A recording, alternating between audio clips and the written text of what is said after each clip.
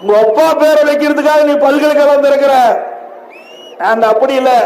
நாட்டு மக்கள் பெற்றெடுத்த குழந்தைகள் சிறப்பான கல்வி கிடைக்க வருவதற்காக நாங்க பல்கலைக்கழகத்தை அமைக்கிறோம்.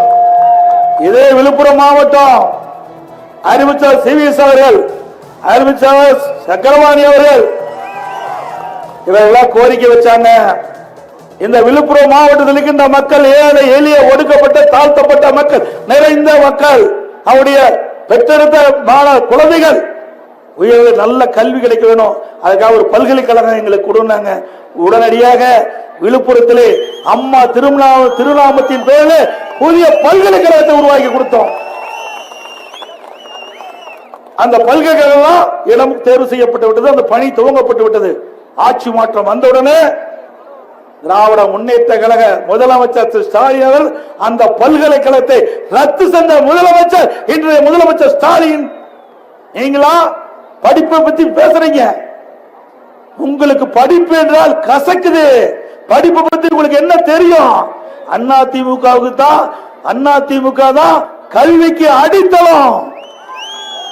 இந்தியாவில் எந்த மாநிலத்தில் வேணாலும் போய் பாருங்க, அனைத்து இந்திய அண்ணா திராவிட முன்னேற்ற கழக ஆட்சியில் தான் கல்விக்கு முன்னுரிமை கொடுத்து அதிக நிதி ஒதுக்கீடு செஞ்சு கல்வியில புரட்சி ஏற்படுத்தி கல்வி கற்பனை எண்ணிக்கை இந்தியாவிலேயே முதலிடம் என்ற பெயரை 2019-20 நாங்க அடைஞ்சோம்.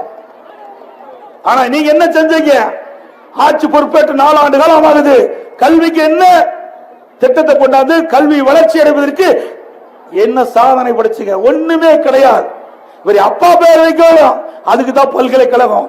நாங்க அப்படி இல்லை.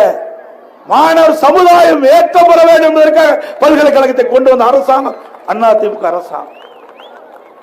ஸ்டாலின் அவர்களே அது மட்டுமல்ல, இன்னொன்னும் பேசுறார், சிந்திச்சு பாருங்க. 7.5% இடஒதுக்கீடு, உள் இடஒதுக்கீடு கொண்டு வந்தோம்.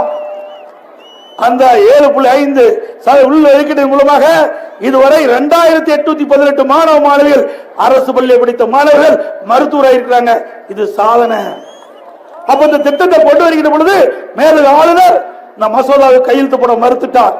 அதன் அடிப்படையில் இன்றைக்கு இந்திய அரசியல் அமைப்பு சட்டம் 162வது பிரிவை பயன்படுத்தி உத்தரவு போட்ட ஒரே முதலமைச்சர் நான் தான். ஐயா இவ்வளவு வீரம் பேசுறீங்களா? தில்லு திராணி தெம்பு இருந்தா உங்க அப்பா பேர்ல உங்க தந்தை பேர்ல பல்கலைக்கழகம் அமைக்குமே என்று சொல்லிக் கொண்டிருக்கீங்களா?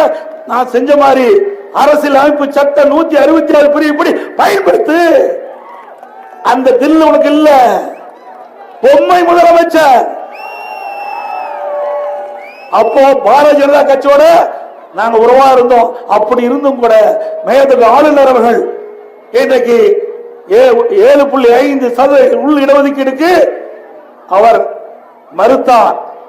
அதை சாதனை படைத்த அரசாங்கம் அதிமுக அரசாங்கம். ஸ்டாலின் அவர்களே, எங்களை பார்த்தா எடப்பாடி பழனிசாமிக்கு படிப்பு கசக்குது சொல்ற. இது நாட்டு மக்களுக்கு தெரியாத இருந்தது. நன்றி தெரிவித்ததுக்கு நன்றி ஸ்டாலினுக்கு. பல பேருக்கு இது தெரியாது.